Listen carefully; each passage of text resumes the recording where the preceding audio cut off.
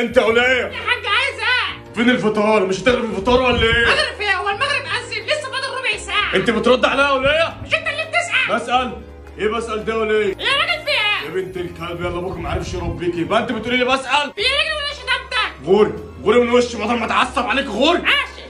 انا عارف ان انتوا هتبقوا السبب في فطاري قبل المغرب. ماشي. ابويا كنت فين يا؟ كده في ايه؟ كنت فين؟ ابويا انت مش بعتني لو انت حاجات لابو زعبله؟ بعتك. بعتني. ايه بعتك دي يا؟ بعتني يا ابويا وانت حاجات لابو زعبله يا ابويا. انت بتقولها لي تاني؟ ما اقول ايه؟ ده امك بتقول لي بتسأل وانت بتقول لي بعتك. ده انتوا نهاركم ازرق النهارده. ده انتوا خدتوا عليا يا خد عليك يا ابويا وانت ولف. ولف. يا ابويا في ايه؟ ده انت هيطلع عينهم. والحق امي. ايه ده بقى يا حاج في ايه؟ دي ساعه فطار. فطار ايه؟ مفيش فطار النهارده. ايه ده انا جبت الفطار اهو. محدش هيفطر النهارده. خلاص يا ابويا ما بعتنيش.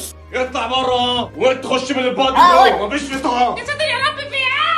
انا مش هخليكم تفطروا النهارده. يا بابا احنا عملنا لك حاجه. اطلع بره. على فكره بقى انت بعتني.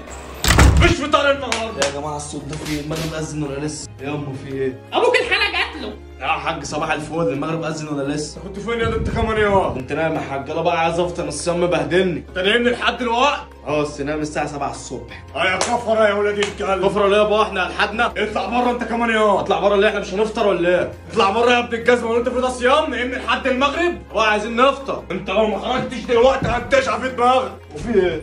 بره. يخرب بيت امك والفطار اللي انا عملته ده مين اللي هياكله؟ يلا انتوا ال 30 يوم بتوع رمضان دول